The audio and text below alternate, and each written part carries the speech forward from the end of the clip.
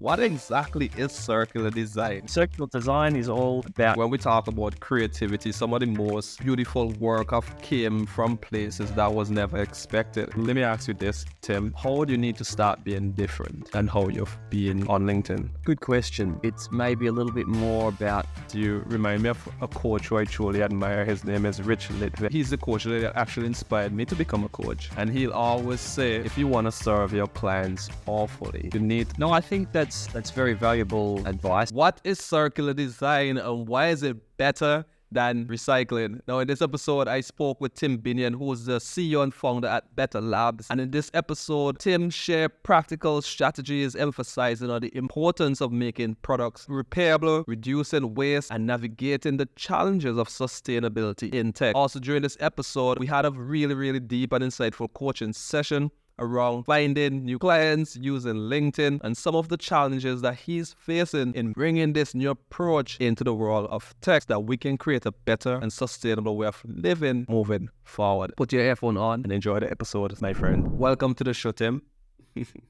Thank you. That's an incredible intro, Dino. Good to be with you.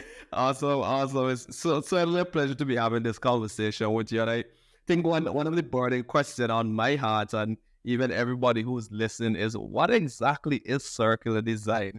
I know we always start with your entrepreneurial story, but my heart is just leading me to ask you that question for us. Yeah, of course. I guess first to dive into the circular economy, I guess it's I need to take a step back and I'll just briefly explain what our current linear economy is. So these days, with most products, we take natural resources from the natural environment, whether that's timber, or rocks to go into iron ore and steel, oil that gets made into plastic. From those natural resources, we make them into materials. Those materials then get made into products. And then we use those products in our houses and our offices. And most of the time, when those products finish with, we just throw them away. They all get wasted.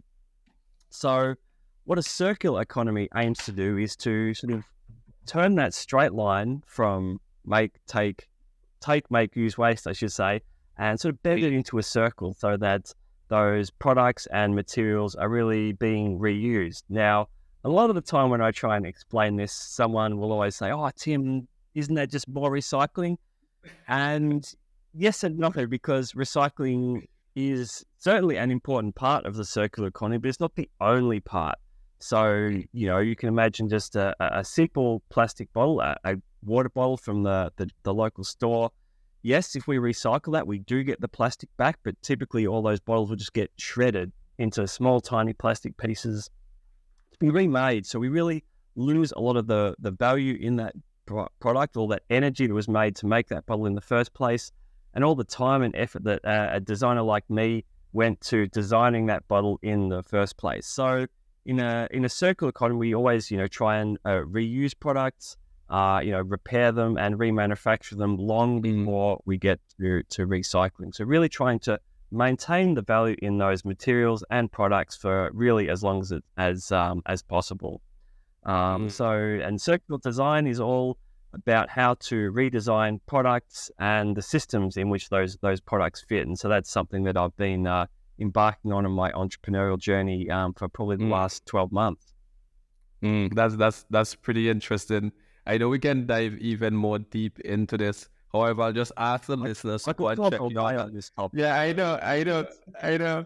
But I'll ask the listeners to go and check you out on LinkedIn, and they can get connected to even more circular design. And we'll maybe get even more in. But what I want to talk about now is your entrepreneurial story, coming all the way from Melbourne. But I want to go even farther back. Where did that begin? Yeah, I mean, it's sort of like looking back to when I was a kid, probably me as a kid playing with Lego and building things out of string and cardboard, which is something that my parents always really sort of encouraged, that creativity. But probably I'd be, if I said to my probably 5-year or 6-year-old self that I ended up designing and making products, young me would probably be quite impressed. So I think even though it's not sort of, I thought from such a young age that this is definitely what I want to be doing, it's sort of just like woven my way to where I am. So I think it's sort of a lot of that sort of childhood creativity and making things has sort of played out throughout my career. So yeah, it's some sort of looking back, that was probably the formative moment getting onto those Lego sets. I think Lego, it's such a great tool for kids to learn some of those skills and creativity especially. So yeah. It's interesting. Yeah, it's interesting. I love the fact that the word creativity came up. I was having a conversation with my partner a few days ago, and she said, I just find out why I love entrepreneurship, because entrepreneurs are artists. Yeah, and it hit me. I'm like, oh wow, that's pretty interesting. You're right. Most entrepreneurs are artists, but there's some time in a world where most artists are not entrepreneurs. So how did your love or drive for creativity led you to step into this space of entrepreneurship? Because they usually said that only the crazy ones do take that leap. When did you take that leap personally? It's a good question. I think for me, when I was maybe as far back when I was studying university, I always had this idea that I wanted to put a little ding in the universe and try and push humanity on just even just a tiny bit. So I always had this sort of drive to want to create my own thing, do my own thing. And I remember chatting to some of my uni mates not long after we finished uni that maybe we should start something together. So I always had this idea in the back of my mind that one day I'll sort of take the leap and do my own thing, but without any sort of real clear plan of how to do that. Or as a designer, there are a lot of other sort of freelance designers, so it can be a little bit hard to sort of stand out in that slightly competitive field. And so I always thought that to do that I would need to find a niche, and it took me a few years to find that niche. But I had also been interested in sustainability, sort of again maybe since some of my university projects, again without real clear focus of how to get into sustainability. And then, I'd had a couple of startup experiences back in Australia, which was also connected with sustainability. And so after that, I'd sort of been sort of searching around for some new maybe ideas to get into a startup or something.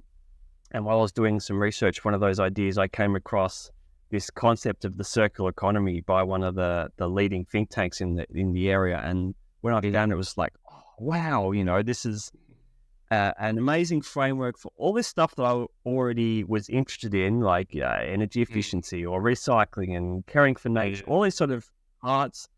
Suddenly I had this framework of the circular economy, which really sort of put all these pieces into a clearer picture. And so then I was over 2020 during the COVID, I did a couple of programs with the Alan MacArthur Foundation to sort of, I guess, build up my knowledge on the circular economy. And then, sort of towards the end of last year, I was like, it's a tough moment economically in China at the moment, but it just really felt like the right sort of time of my interests, and had built some of those skills in sort of the more entrepreneurial side of things, having just working for an agency to build up some of those skills I didn't have, and just felt like the right meeting point of a few different things. So thought, all right, it's time to take the leap, and maybe I'm going to succeed, or maybe I'm just going to learn a whole lot of things along the way. So either way, it's not going to be a failure. Let's put it that way, I think. So I've heard it said that there is only success and learning. So either way, you're still going to win one way or the other. So I think it's just like interesting. Yep. Beautifully said. So Yeah, no, that's beautifully said. As you're saying that, I had a conversation with Pablo Ramadan. I don't know if you're familiar with him, and he's also he's a design engineer as well academically. So he's in this fashion tech, and he said the same exact thing you said. You can either win or you're gonna learn. And it's very interesting that you mentioned, you went on that journey of finding your niche, and it took a while. And I can see that it was a process. And then when you found it, it's like you found this thing that you know that embodies everything that you're interested in, where your skills align. And another thing that you said that really jumped out at me was that the opportunity for you to grow and learn more. And I think sometimes as entrepreneurs, sometimes we don't realize that the journey to finding our sweet spot in the market is also an opportunity for us to grow and learn more. Yeah, absolutely. I mean, I think also, just like when you're a kid, you think that, grown-ups have got life all figured out. And I think it's the same sort of thing in guys.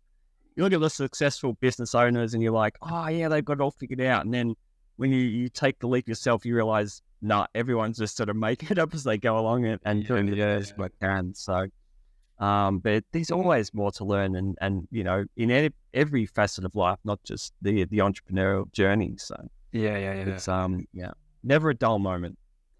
Yes, never a dull moment. And I think that's how it's designed, to be honest.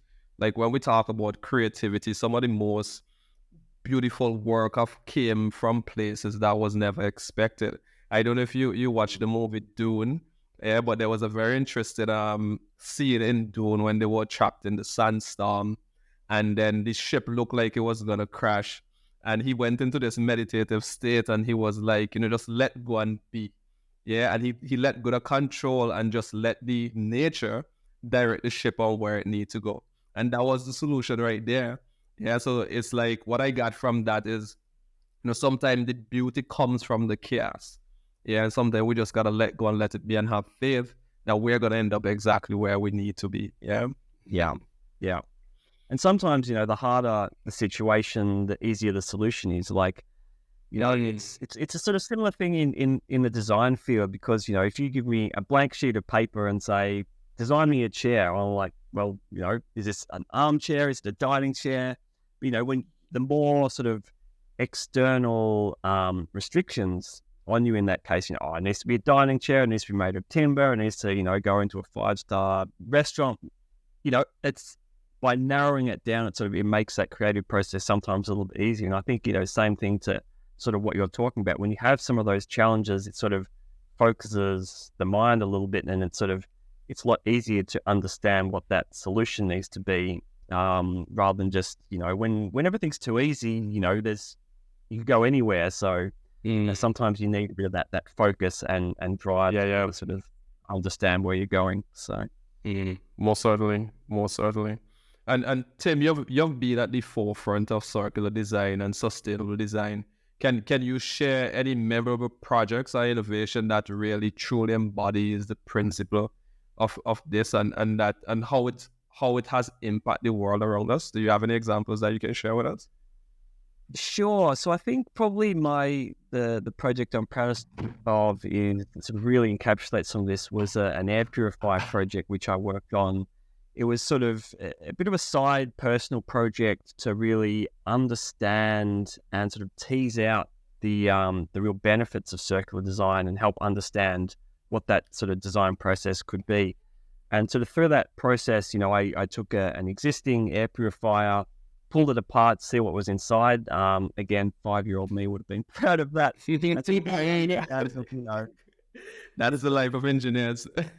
Exactly. But, this sort of pretty mainstream product that I pulled apart, and I realized that, it's so hard to pull apart without breaking. So therefore it's, almost impossible to repair it. So, just through this process of actually going and doing that, sort of understand, okay, to a product that fits into the sort of circular economy that I'm talking about, it has to be repairable, because then, otherwise, if it breaks, you have to chuck out the whole thing. So, just working through that step by step, understanding also, I think one of the key challenges of any sustainable product is that most times it will cost more. So to convince a consumer to buy a product which is, maybe most likely going to be a little bit more expensive, what other sort of forms of value can we put into that product to encourage the consumer to buy that? So, the air purifier I have at home is just a white box that sits in the corner, and it does its job, but it also collects a lot of dust. So,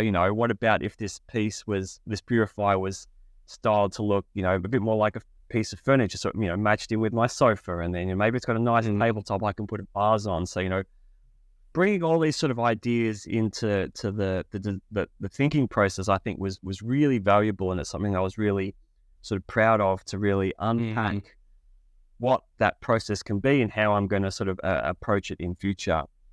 And so I think, circular design is still quite a young field, I think, and also, especially in China, it's unfortunately it's not quite where it is in other parts of the world yet. But I think it's going to catch up very quickly, because then certainly when we have this couple of government goals around carbon neutrality and carbon peaking, like things are moving in this direction, but maybe it's just a little slower than we'd all like. So that's what I'm doing my best in, is sort of give it that push to get a bit further, a bit faster. Yeah. This is so interesting, man. You giving me a lot of bumps, because when I started my journey, I started as a technician on the island. So I spent a lot of time repairing computers. And one of the things that even I'm repairing power supply, which is not normally done for technicians. But because I had an electronic engineering degree, like I understand transistors and stuff. So making these things, like as you said, this circular design model where we can reuse a lot of things like that.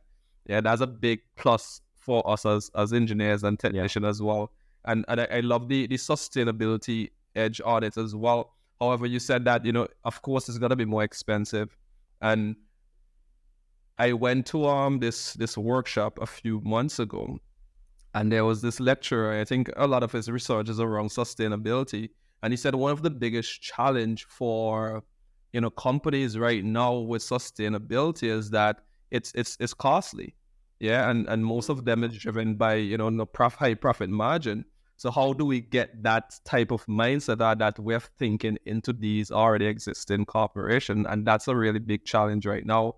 So I'm really impressed to see that you're at this stage, you're really pushing the frontier, because this is something that may literally save mankind. Not now, but maybe in the next 20, 50, 100 years from now. Yeah.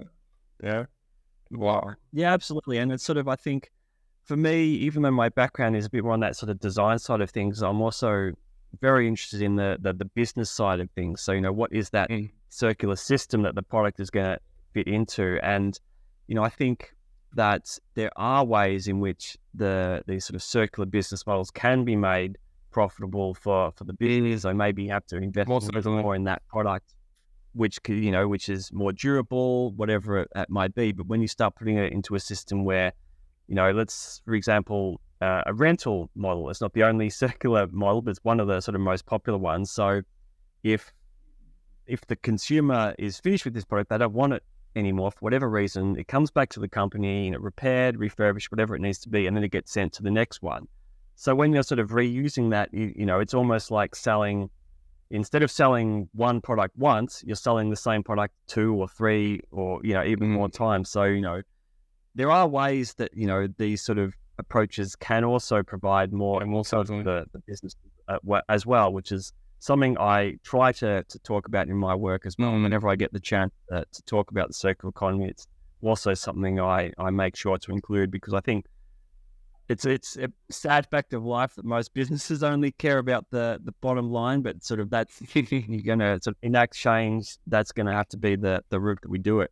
So yeah, awesome. I can just imagine having a roundtable discussion and coming up with ideas for this. It could be a fun experience, and as you said, something the bigger the challenge, the more fun it is to try and solve. Yeah. Now, what I want to do in this segment, I want to workshop current challenge that you're currently having, as a CEO right now. So I'll be asking you some very powerful questions, and maybe some of these questions will be a bit uncomfortable. Yeah, and if it gets to a point where you feel like you don't want to share, you can just let me know. Yeah, we can always work around it. Would that be okay with you? Yeah, of course. Awesome. Now, Tim, let's say we had to have a true and extraordinary conversation. Yeah, what would be an issue or challenge you're facing right now we would need to work through? I think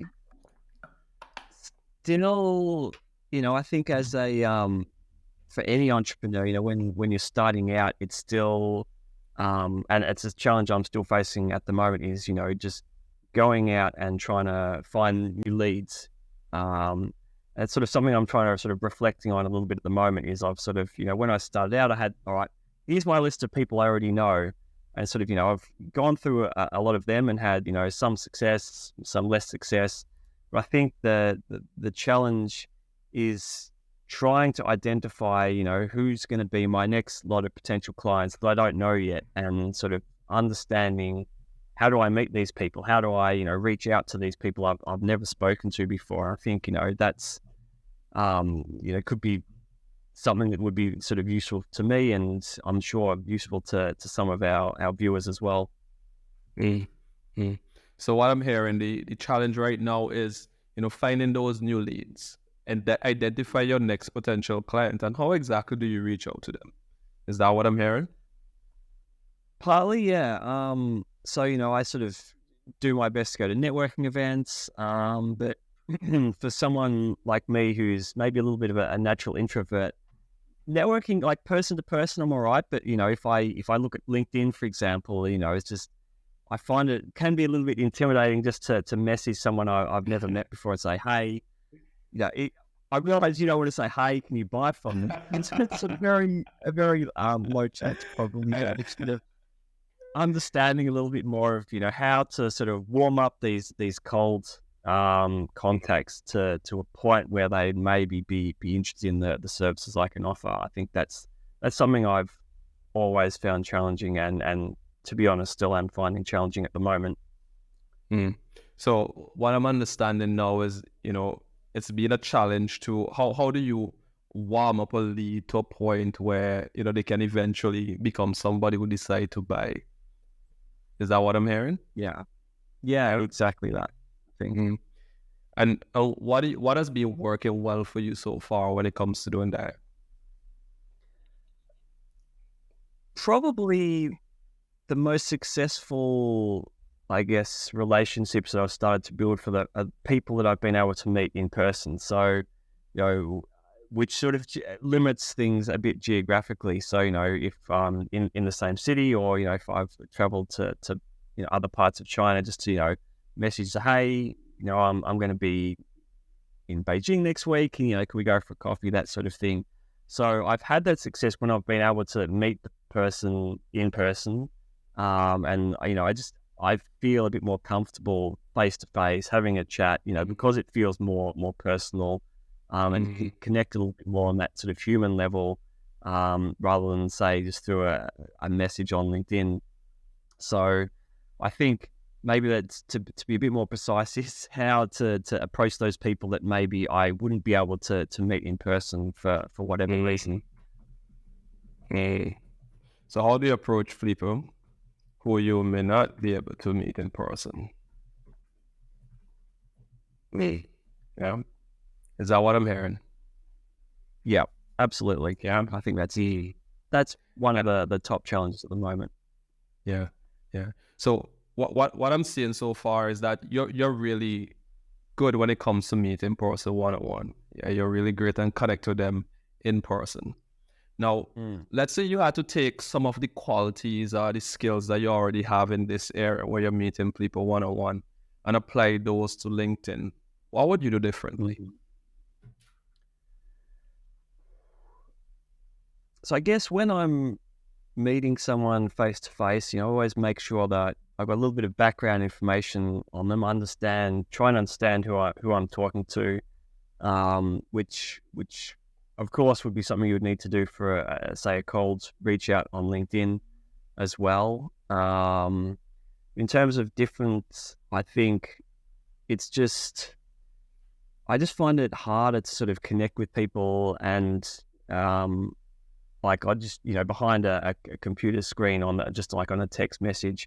And maybe also it's a little bit of missing that sort of the feedback, that sort of the body language feedback. You can understand how a conversation is going if you're talking physically face to face, or face to face over a video call like we're doing right now, which is something sort of you don't get if it's just, a very cold reach out message on LinkedIn.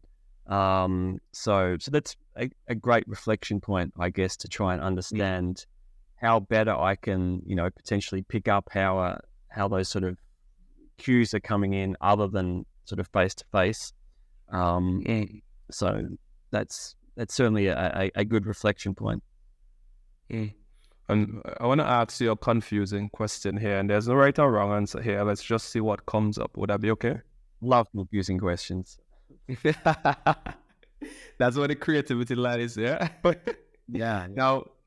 Now, aside from connecting with people, or core connecting with people, what would you say is everything else you haven't been paying attention to that is important to the relationships that you're building online on LinkedIn?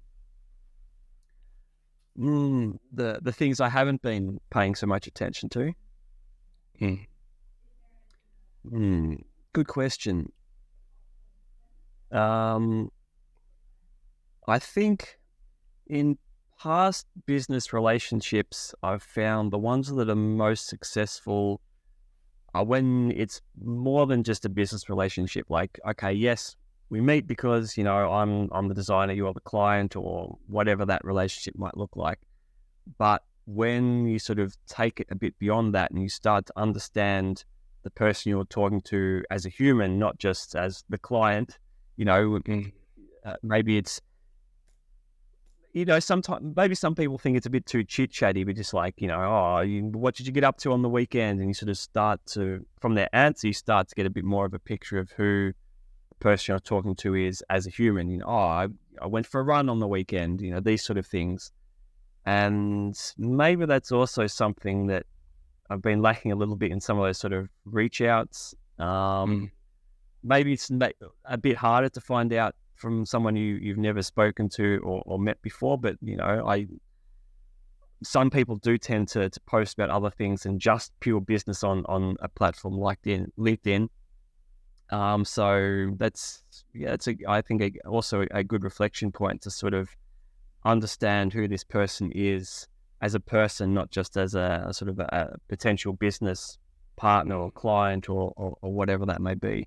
Because thinking back, it's always the people who are interested in me that I get interested in.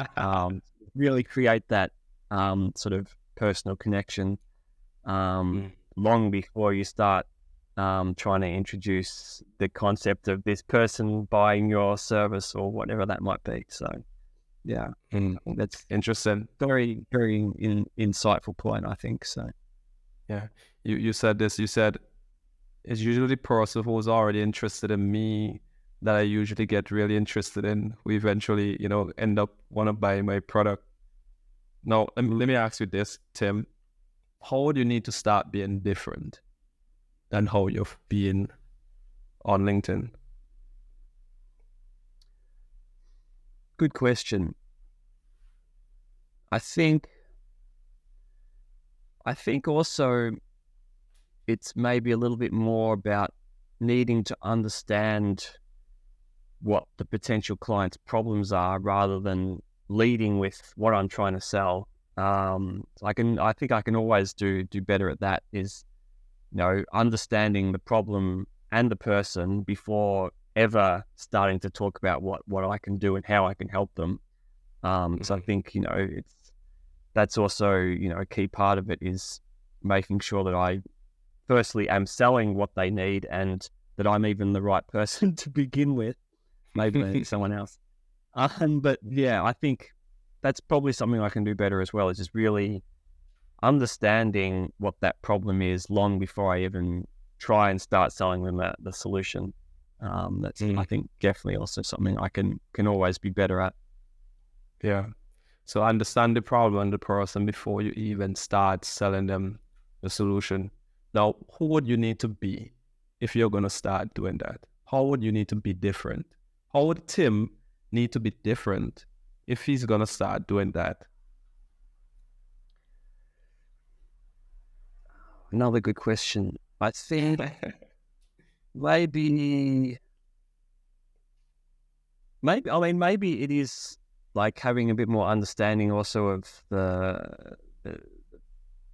business challenges. I mean, obviously as an entrepreneur, we're aware of the challenges running a business, a small business. But yeah, maybe more understanding of some of the sort of the larger scale businesses, the sort of challenges that they might face that I personally haven't had to face in running my own business. So maybe it's a bit more research. Can always do with reading more business books, just to sort of really get more of an understanding and try and put myself in the shoes of those sort of people a bit more. So I think maybe that sort of gets back to one of the points I touched on earlier, is sort of, there's always something new to learn, and maybe this is the one area I need to focus a little bit more on, sort of just the business challenges, so that I can, more readily understand what the challenges are of the sort of the people I'm talking to. As you said that, you remind me of a coach who I truly admire. His name is Rich Litvin. I think he's the coach that actually inspired me to become a coach. And he'll always say, if you want to serve your clients powerfully, you need to serve them 3 layers deeper. Now, what he means by that is that, okay, the first layer is usually the solution that you're providing to them with their problem. But he said that go even deeper. Yeah, how can you solve the problems of their clients? Yeah, with your solution. Yeah, and go even deeper. How can you solve their problem, their client's problem, their client's problem? And he said that's where you create magic. Sharing that with you, what's coming up with everything that you're learning so far. No, I think that's very valuable advice from the coach's coach. Because also I think, it's especially for someone like me in the design field, for example, one client is in the sort of the retail industry, building like retail displays. Also, he has his clients who are, sort of larger brands. So I've sort of done my best to try and understand also my clients' problems, but you're absolutely right, is to also take a step back and understand who his clients are a bit more, and understand what their problems are, and how I can help my client help his client. To sort of, I realize it's one of those sort of Russian dolls of a client in a client, but that's, I think, the way we might need to sort of approach this. And I think that's, absolutely valuable advice, and just sort of trying to understand a bit more the different people in that chain of problems and solutions, and how I, as a entrepreneur, small business, can help each of those people along that chain. I think that's absolutely a key takeaway for me. We started this conversation around the challenge of, how do I find leads? No, let me go even deeper. How do we engage with leads who are not really, in a one-to-one, face-to-face situation, but maybe more on the digital platform? And, we dive a bit deeper and realize that, instead of just seeing them as, a client or prospect, but we can see them as a human for us, and for us seeing what is their problem and their challenges. And then we hit out the note of even not identify just their challenges, but what about their clients' challenges? Now, what do you feel would be your next step after this conversation, knowing what you know now? Yeah, I think my first step will be to sort of really take a step back and understand who my clients' clients are, and sort of maybe look at them in a bit of a different angle, and understand what their problems are.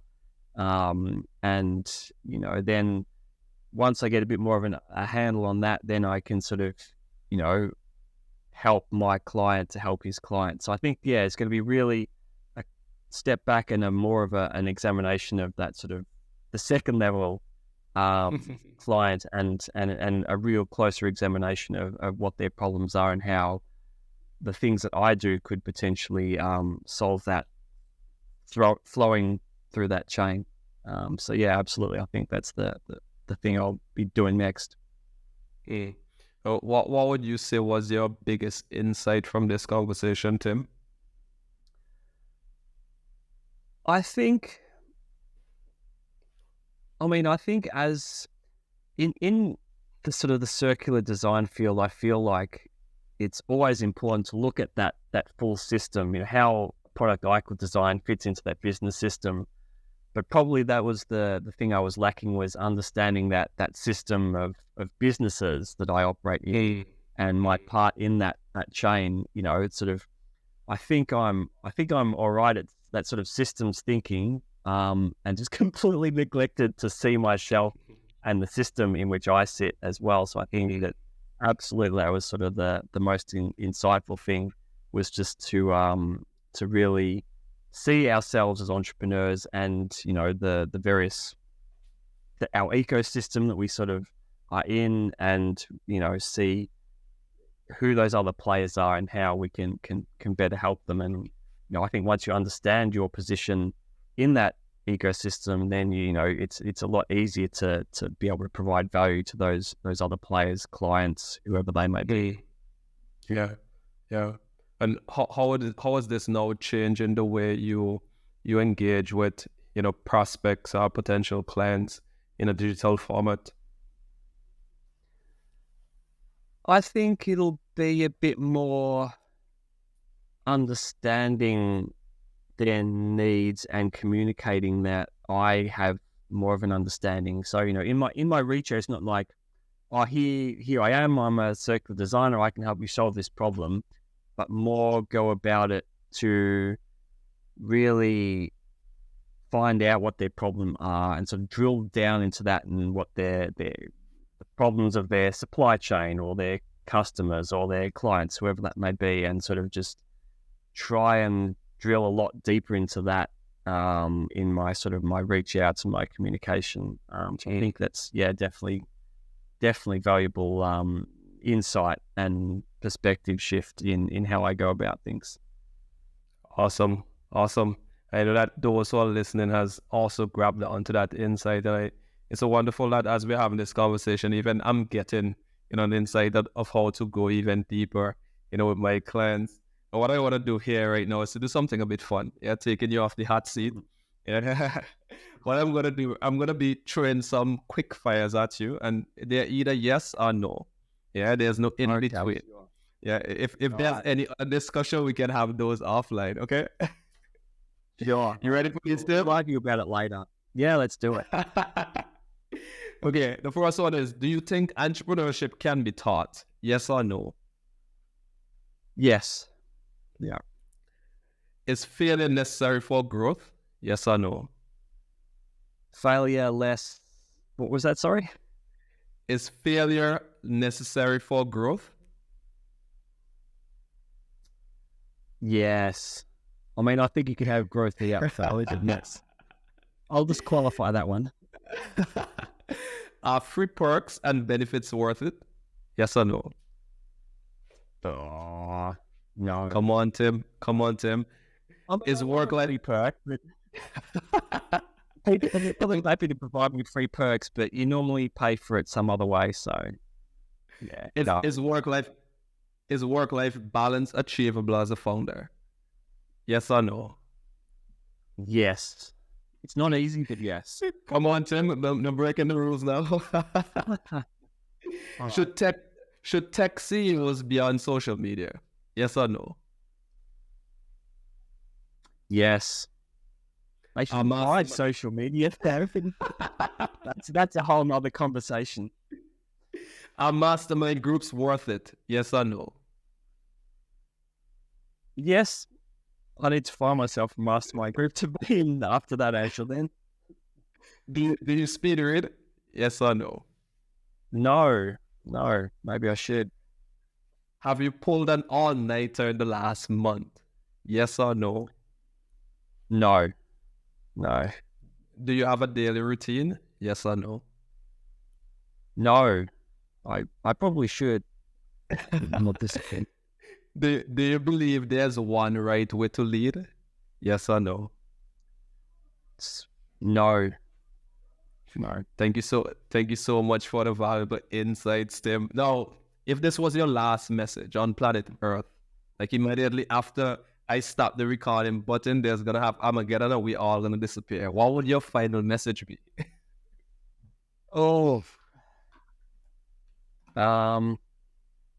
Final message to the stars. It was an incredible journey. I I think ultimately life is about the journey, not just the destination. So yeah, we as entrepreneurs, we think about the grind and, the place we think we want to be. But yeah, it helps to sort of enjoy the journey, I think, and reflect on what you're doing, and just enjoy it as much as possible. It's not always enjoyable, but yeah, enjoy the enjoyable moments as much as possible, I think. So that would be it. That's Tim Binion, everyone. And if you want to get connected to Tim Binion, where can everyone go and get connected to your work? Probably LinkedIn. I'm generally quite active, so just hit me up on LinkedIn, Tim Binion. Please feel free to add me, and I'm happy to have more of that incredibly long circular economy chat with whoever's interested. That's probably the best place. Awesome. Let's go. Thank you so much, Tim. I really enjoyed this conversation, and you made me feel like we need to have more of these conversations offline. Yeah, so you do have a one. Yeah. Thank you. Yeah. Thank you. Cheers, Dino.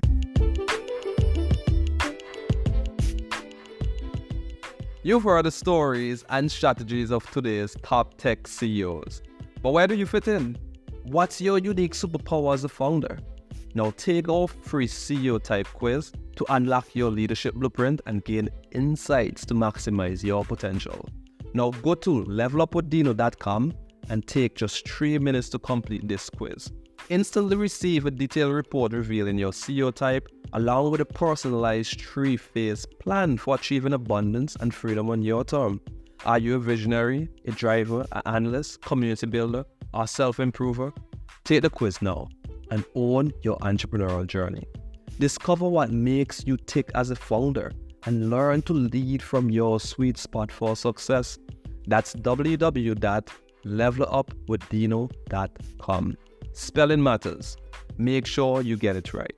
Take the quiz and start leading on your term, your way. This is your key to freedom, and go and get it. levelupwithdino.com.